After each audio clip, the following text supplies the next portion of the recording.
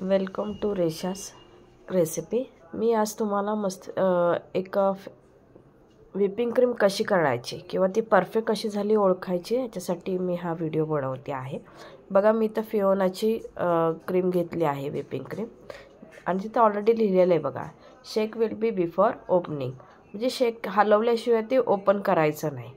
काय होतं मग खाली पातळ पाण्यासारखं राहतं आणि वरती घट्ट घट्ट येतं। आणि थोडासा मी हे आईस बॉक्सलाच होतं, 1-2 तास आधीवरच क्रीम काढून ठेवली होती आणि निम्मी मेल्ट झाली आणि निम्मी थोडीशी बर्फासारखी अजून आहे। तर त्यातला जेवढा मेल्ट पार्ट आहे तो मी आता काढून घेते, पातळ जो आहे। आणि हा जो बिटर आहे हा क्रोमाचा आहे माझ्याकडे ब्रँडचा। नॉर्मली मी बीट करते त्याच्याखाली कुठलाही बर्फ पाणी काही ठेवलेलं नाही आहे, हे तुम्हाला दिसत असेल।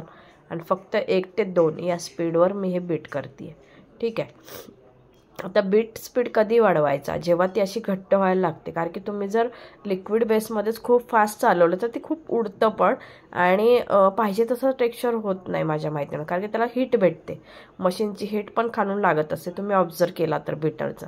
तेव्हा फार हे करायचं नाही, पॉवर त्याची वाढवायची नाही, ठीक आहे। अशा प्रकारे बघा आता मी हे बीट करते, ह्याला 4 ते 5 मिनिटात ही क्रीम तयार होते मस्तपैकी।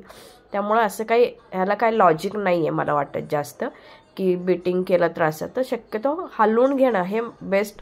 तर फिओना ट्रॉपलाइट वगैरे अशा हे मी भरपूर ब्रँडच्या कंपन्याचे वापरते, तर मला काही जास्त कधी प्रॉब्लेम आला नाही। पण नॉर्मली काय होतं उन्हाळ्यामध्ये हा प्रॉब्लेम येतो की क्रीम, तर तुम्ही बर्फ ठेवू शकता, पण शक्यतो जो ऑलरेडी चिल्ड आहे तर गरज नाही। बघा आता तुम्हाला बघा दिसत असेल की बऱ्यापैकी क्रीमचं टेक्स्चर झालेलं आहे, पण हे परफेक्ट टेक्स्चर नाही आहे। आता हे कसं ओळखायचं बघा, आता हा पॉईंट उभा राहतोय पण 1 सेकंदात तो टर्न पण झाला, हे लक्षात आलं का तुम्हाला। आणि जर क्रीम तुम्ही बाउल बघा आडवा केला तर हे बघा सरकली क्रीम, हे तुमच्या लक्षात आलं असेल, म्हणजे अजूनही आपली क्रीम परफेक्ट झालेली नाही आहे। ही आपण बेसला लावू शकत नाही अशी क्रीम, कारण की जर लावली तर बेस पण स्लिप होतो आणि क्रीमचा टेक्स्चर मग क्रीमचं जे बेस राहिलं पाहिजे तिथं तो बेस राहतच नाही, ठीक आहे। त्यामुळे अजून एकदा आपण 2 ते 3 स्पीड ठेवायचं, जास्त स्पीड करायचा नाही बीटरचा। ह्याच्या सहाय्यानेच आपण अशी प्रकारे क्रीम बीट करून घ्यायची आहे। तर आता बघा इथं तुम्हाला लक्षात येईल की आपली क्रीम झालेली आहे आणि ही क्रीम सरकत नाही आहे। पाहिलं का तुम्ही, जर हाच बाउल उलटा जरी केला तरी क्रीम पडणार नाही आहे। स्पॅच्युलाला जरी बघा तुम्ही ट्राय केलं, स्पॅच्युलाने उचलली तर ती पडतच नाही आहे, जोपर्यंत तुम्ही आपटला बघा ती पडत नाही। आता त्याच क्रीमला मी जास्त 1-2 मिनटं फक्त अजून बीट केलं, 1 मिनिटच, 2 मिनटं पण नाही, कारण की खूप ती मग ड्राय होते।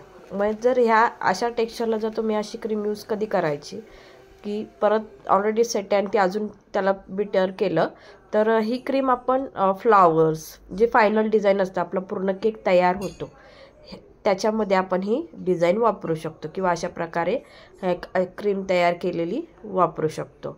बघा ह्याच्यात अजिबात ती पडणार नाही आहे आणि पडतही नाही आहे, म्हणजे ते परफेक्ट राहतं। तुम्ही कुठलं जरी डिझाईनवरती फायनल जेव्हा केक फायनल होतो आणि आपण वरती डिझाईन आणि ह्याच्यामध्ये कलर ॲड करून आपण ही क्रीम बनवू शकतो, ठीक आहे। अशा प्रकारे आपण ही क्रीम बनवायची आयडिया मी तुम्हाला सांगितली आहे। तुम्हाला कशी वाटली नक्की मला सांगा।